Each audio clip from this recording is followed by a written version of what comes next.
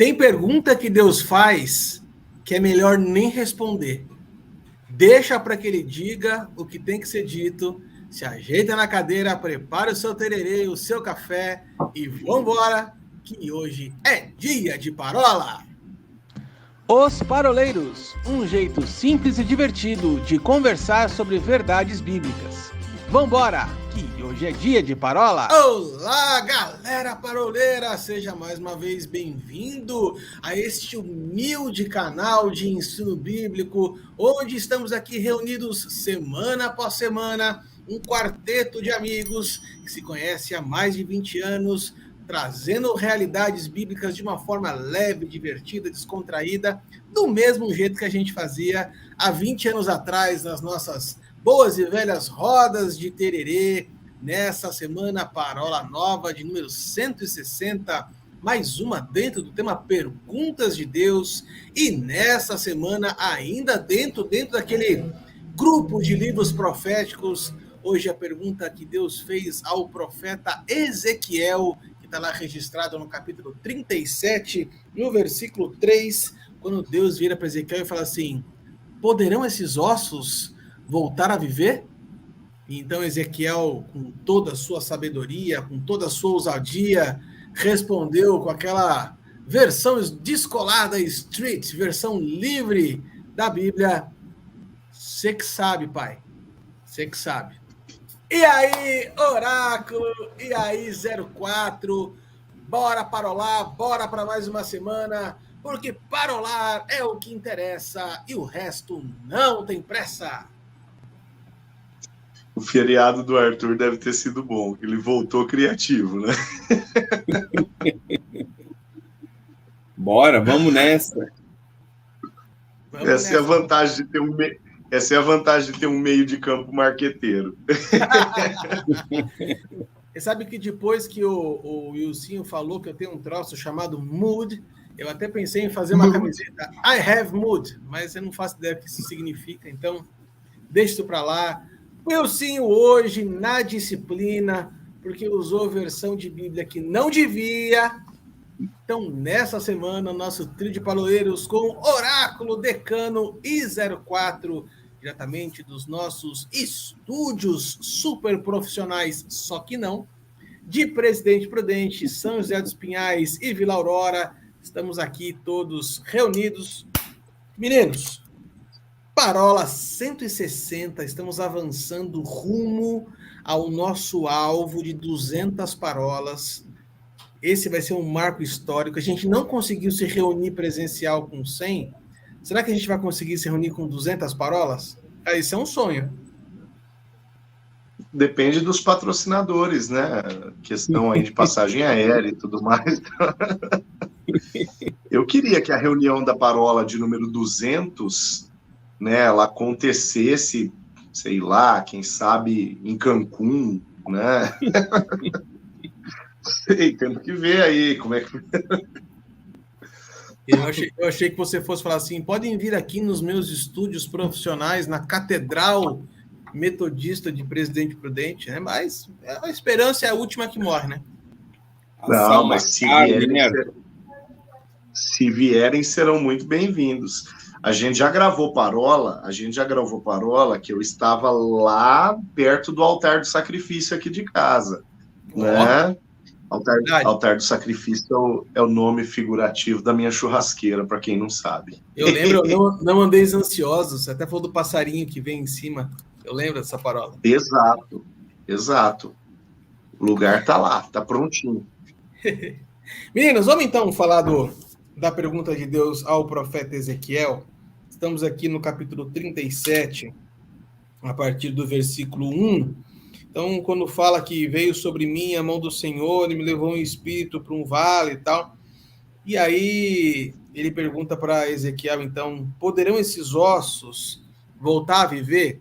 E eu acho interessante essa resposta de Ezequiel, porque eu vejo nos outros profetas, nas outras pessoas a quem Deus fez pergunta, muitas vezes uma resposta negativa, ou o senhor se enganou.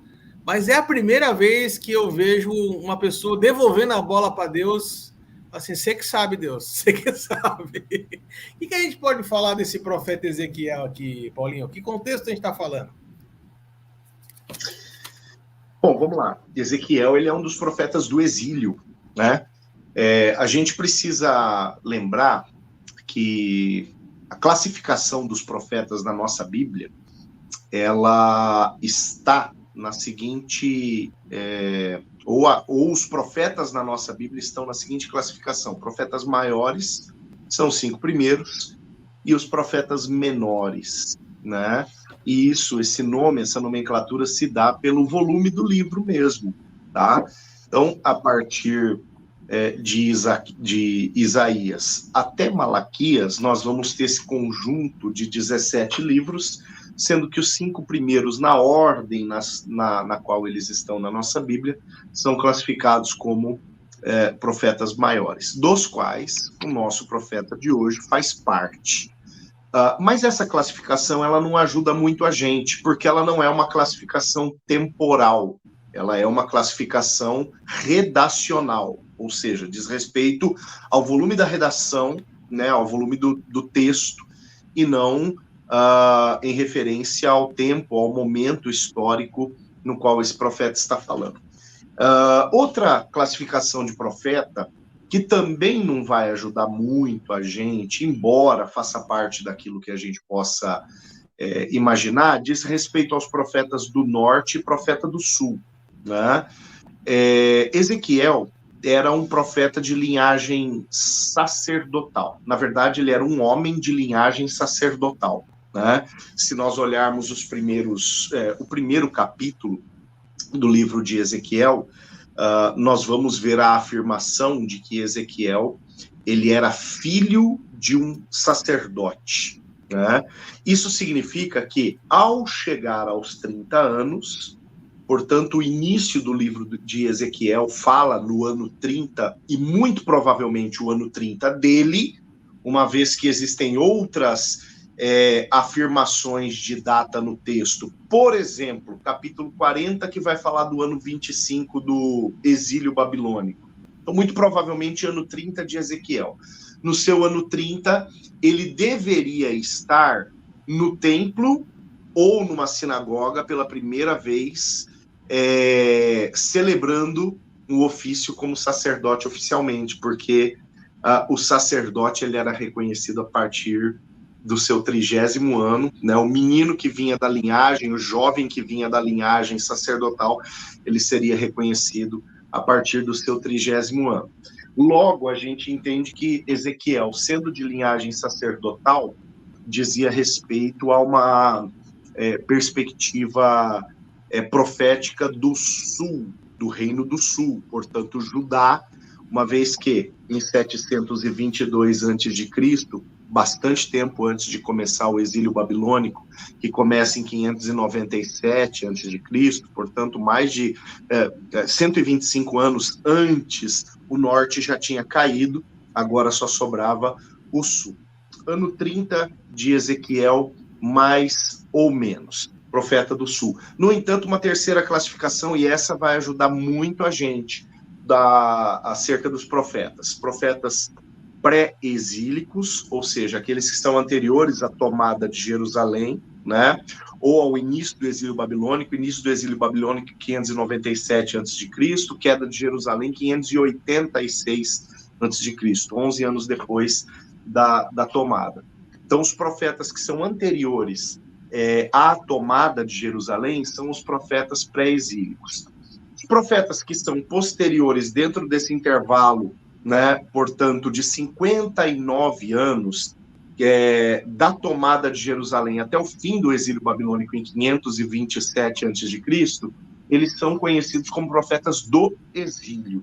E posteriores a isso, né, posteriores a 527 a.C., são os profetas pós-exílicos. Ezequiel é um profeta do exílio.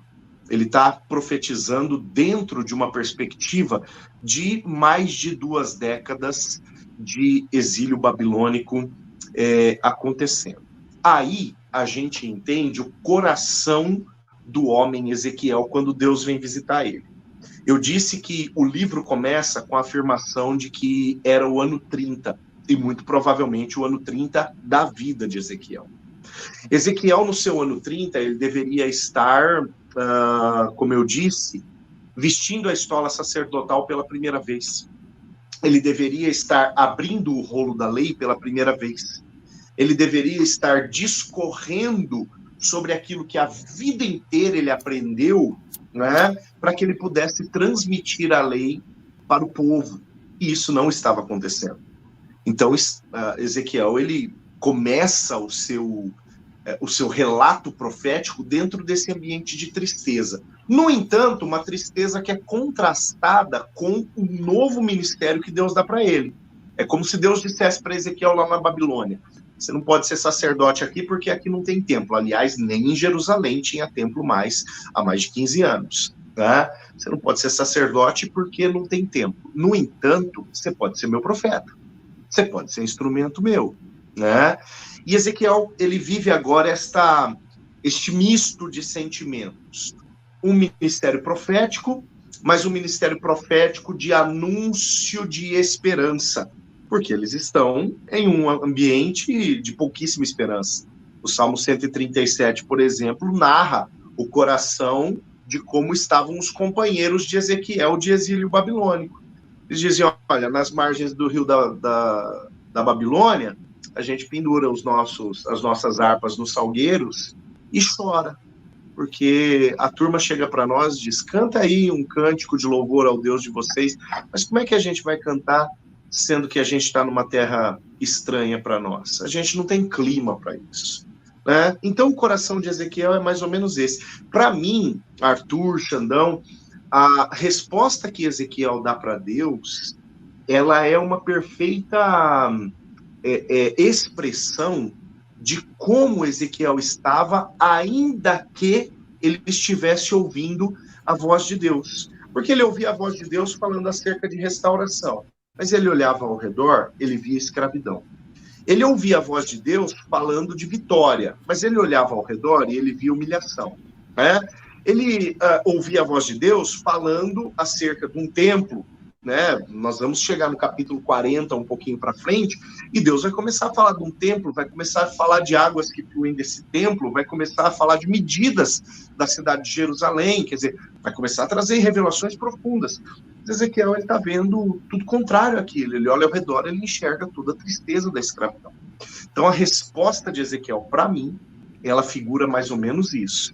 Deus vira para ele e fala: e aí, Ezequiel, vamos ver aqui o teu esperançômetro, né? Vamos fazer aquela medida da esperança, né? O que você acha acerca desses ossos? Ezequiel ele resolve que ele não vai nem arriscar.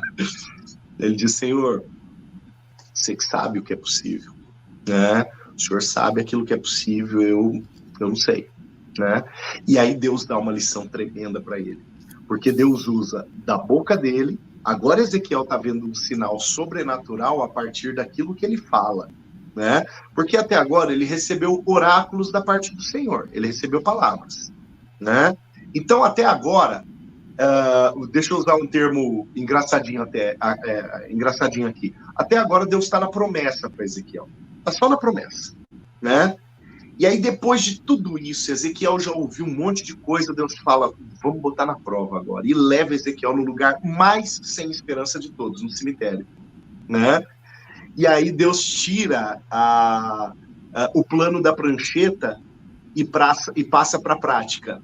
Ele diz: e aí, Ezequiel, vamos materializar aqui alguma coisa? O que você acha dos ossos? E Ezequiel, que até agora estava, né, só na promessa, Senhor, sei não, vamos ver aí onde isso chega, né? E aí, de uma vez por todas, Deus permite, ou Deus manda que Ezequiel fale alguma coisa, profetize alguma coisa, dê um sinal, ordene um sinal sobrenatural. O que acontece? O sinal vem, né? Então, essa lição, aqui eu acho que o ânimo de Ezequiel muda, tanto que o teor da profecia do capítulo 37 para frente passa a ser outro. Ele passa a ser um teor de uma profecia festiva, deixa de ser uma profecia esperançosa ou somente esperançosa, falando, olha que situação, olha que buraco profundo vocês caíram, mas Deus vai tirar vocês daí, né? Deixa de ser uma profecia nesse teor e passa a ser uma profecia festiva. Deus volta a falar de Jerusalém, Deus volta a falar de templo, Deus volta a falar de celebração, Deus volta a falar de vida, de festa, né, de fartura, o rio e tudo mais, né? O teor muda a partir da prática daquilo que Deus ordenou. O que eu achei interessante também, Paulinho e Arthur, né? Quando ele devolve, né, a resposta para o Senhor dizendo, tu sabes, dá para ver que ele não limita a Deus, né? Porque quando você olha um vale cheio de ossos secos, você pode falar, pô, não vai sair nada daqui, é impossível. E aí, quando ele devolve, tu sabes, ele está falando assim, olha, o Senhor é poderoso para fazer qualquer coisa. Então ele está na mão de Deus, né, essa restauração. E aí, acompanhando toda a visão dele, que eu achei bem interessante, é que essa expressão que a mão do Senhor veio sobre ele é uma expressão que ele já havia usado outras vezes. E eu estava vendo lá no Strong, símbolo de poder e direção.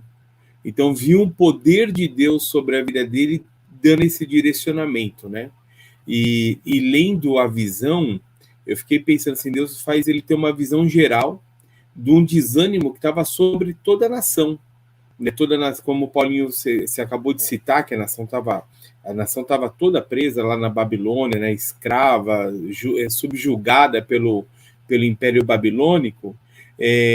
Quando Deus fala assim, olha, dá uma volta, né? Dá uma olhada aí no que está acontecendo. E aí ele relata que ele viu muitos ossos. Então, assim, tanto que na hora que ele profetiza, é um grande exército, um exército extremo que se forma. Então, assim, eram muitas pessoas que, como ele, estavam muito desanimadas naquele período, né? Porque estavam lá já há um tempo, sabiam que iam ficar mais um tempo ainda em cativeiro, então o desânimo era profundo. Tanto que Deus falou assim, olha, vocês vão sair da sepultura. Então imagina o nível de desânimo que estava sobre eles, né? Ossos sequíssimos, algo que já estava morto há muito tempo. Então a profecia ela é profunda, a visão que ele estava tendo ela era profunda no estado espiritual, emocional, de esperança de você voltar para a tua nação. Afinal eram 70 anos, né, que eles iam ter que passar ali dentro de uma outra terra que não era deles. E a gente vai viajar, né? A maioria das pessoas é assim, a gente vai viajar e não vê a hora de voltar para casa, né? Voltar para o nosso canto, para o nosso quarto, para o banheiro. O pessoal brinca muito, né? Agora imagina eles serem levados para um lugar e Deus fala assim, pode casar, pode dar seus filhos em casamento, ora aí pela prosperidade da nação, quer dizer, vocês não vão voltar rápido, né? Então, que está tudo ligado com aquilo que a gente falou de Jeremias algumas parolas atrás. Então, eu vejo na visão, assim, na resposta, ele não limitando o poder de Deus. Quando ele profetiza, isso é muito interessante, né? Ele não ultrapassa Deus em momento nenhum, né? Você vê, ele não, olha, é para profetizar que vai juntar tudo, ele vai lá e profetiza, assim como diz a palavra do Senhor, ele profetiza exatamente aquilo que Deus estava mandando ele profetizar. Então eu vejo na resposta e na atitude dele que ele não limita o poder de Deus e que ele anda exatamente como Deus quer que ele ande, que ele fale aquilo que Deus quer que ele fale, ele não ultrapassou em momento nenhum.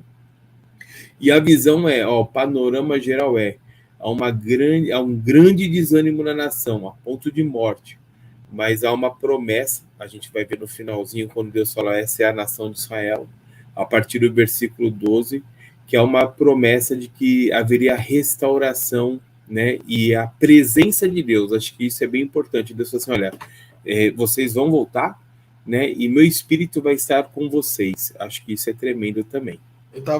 Eu tinha começado semana passada, estava planejando a abertura desse episódio, e na verdade eu tinha uma outra frase na cabeça aqui, que fazia mais sentido para mim, e aí conforme vocês foram falando, fez mais sentido ainda. Que é assim, o que para o homem é um ponto final, para Deus é só uma vírgula. E aí eu estava pensando em cima disso, né? Assim, os ossos, eles eram o penúltimo estágio antes da promessa do pó vieste, do pó ao pó voltarás. Se fosse já pó, não tinha mais o que fazer. Mas estava num estágio antes, ou seja, antecede o último suspiro, ainda existe espaço para a esperança, ainda existe espaço para as promessas de Deus. E aí me vem no coração, meninos, o texto de Isaías 42:3, que ele é repetido em Mateus 12, que ele fala assim: ele não esmagará a cana quebrada e nem apagará o pavio que fumega. Ou seja, enquanto tem um fio de esperança, ainda há a oportunidade de Deus operar, ainda dá a oportunidade de Deus agir. Então, aquilo que para o homem era impossível, para Deus não havia impossível, né? Então, eu acho que a pergunta que Deus faz para Ezequiel é uma pergunta exatamente, entre aspas, assim, né? Poderia substituir essa pergunta por uma outra pergunta. Ezequiel, qual é o limite da sua fé? Qual é o limite daquilo que você acredita?